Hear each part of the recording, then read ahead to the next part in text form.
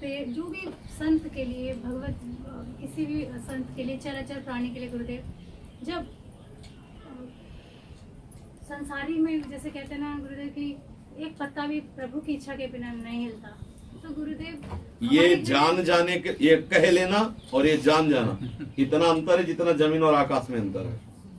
भगवान की इच्छा के बिना पत्ता नहीं हिलता, ये कह देना और ये अनुभव में आ जाना, ये जमीन और आसमान का अंतर है। समझ में आ गया ना? जिस समय अनुभव हो जाएगा कि आपकी इच्छा के बिना पत्ता नहीं हिलता, तो ये बात जो जान गया, या रहस्य रघुनाथ कर बेग न जाने कोई, और जो जाने रघुपति कृपा तो सपने मोह न हुए। समझा? और जो जान गया वो प्रभु के समान हो गया। सोई जाने जे देव जनाई, तो जानत तुम्हें ये जब जान गया कि प्रभु की इच्छा के बिना पत्ता नहीं हिलता, तो वो अपनी इच्छा का समावेश प्रभु की इच्छा में कर दिया। इच्छा रहित महापुरुष जीवन मुक्त हो गया, विदेह मुक्त हो गया। अब हम लोग क्या है कि वासना के खेल में खेलते हैं और कहते हैं प्रभु की इच्छा के बिना पत्ता नहीं हिलता। तो प्रभु की इच्छा से यमराज भी आएंगे, प्रभु की इच्छा से तुम्हारे गदा भी चलेगी, प्रभु की इच्छा से तुम्हें नरक भी मिलेगा, वो भी है ना प्रभु की इच्छा के अंतर्गत। मतलब बात उत्तम समझनी है कि हमें प्रभु की इच्छा समझने के लिए पहले अपने को इच्छा रहित करना होगा।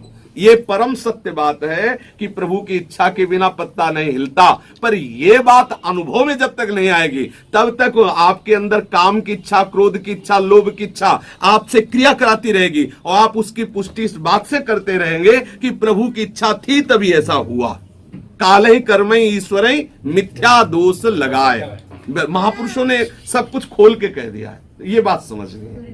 जैसे संतों के प्रति, धाम के प्रति और नाम के प्रति और वैष्णवों के प्रति और ठाकुर जी की सेवा के प्रति गुरुदेव अगर कोई भी मतलब प्रेरणा होती है तो वो भगवत इच्छा से तो उसमें ये देखना है, आप मनमुखी नहीं है, उसमें यह देखना है कि हमारे गुरु के आज्ञानुसार या गुरु के सिद्धांत से युक्त है कि नहीं। अगर नहीं है तो उसे गुणा कर देते, काट देते हैं, अगर है तो उसे करते फिर निर्विघ्न होकर के।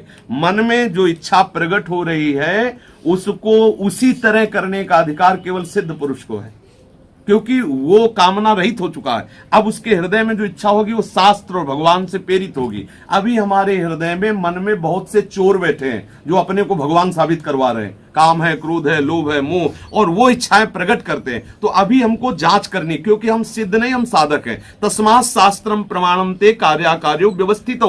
भगवान श्री कृष्ण चंद्र जी कहते हैं जो आपके हृदय में कार्य कार्य की जानकारी की बात आ रही या इच्छा आ रही, उसकी जांच करो। शास्त्र और गुरुदेव के वचनों से यदि मिलती हुई वो इच्छा है तो उसका पोषण करो, तुम्हारा काम बन जाएगा। नहीं तो सब इच्छा में ही फंसे हुए हैं और यही मान के कि भगवान की ही ऐसी इच्छा थी ऐसा मान लेते हैं, पर ये बात ठीक नहीं है।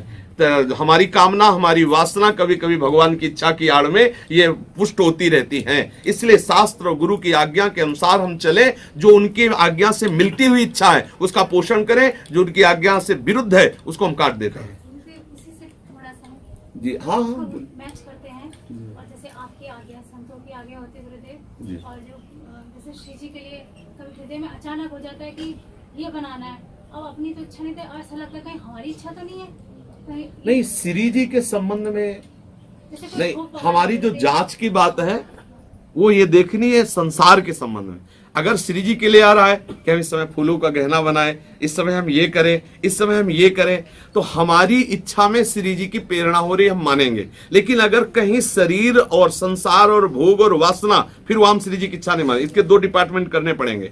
एक भागवती को, जैसे हमारे मन में आ रहा है कि अब हम इस समय गोपी गीत गावें, तो हम समझते हैं कि हमारे प्रभु को इस समय गोपी गीत सुनने की इच्छा, हम गाने लगे। और इस समय हमारा मन आया कि आज हम फिल्मी गाना गाते हैं, अब हमें ये नहीं माना कि प्रभु की इच्छा है, ये मनीराम प्रभु बन के गवा, नहीं तेरी बात नहीं है, देखना होगा ना, क्योंकि अभी हमारा मन उस कोटि का हुआ नहीं है। और ये बहुत विचित्र है, 1 मिनट में सिद्ध बना देगा, दूसरे मिनट में गिद्ध बना देगा।